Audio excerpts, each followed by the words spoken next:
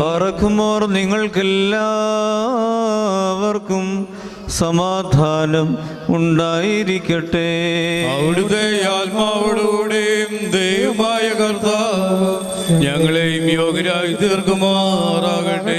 ജീവൻ നൽകുന്ന പ്രഖ്യാപനമായി നമ്മുടെ കർത്താവായ യേശു മിശിഹായുടെ വിശുദ്ധ ഏവൻഗേലിയോൻ ലോകത്തിന് ജീവനും രക്ഷയും ഘോഷിക്കുന്ന വിശുദ്ധനായ ലൂക്കോസ് ഏവൻഗേലിയോസ്തായും വിശുദ്ധനായ യോഹന്നാൻ ശ്ലീഹായും എഴുതിയ സുവിശേഷത്തിൽ നിന്ന് വന്നവനും വരുവാനിരിക്കുന്നവൻ വാഴ്ത്തപ്പെട്ടവനാവുന്നു.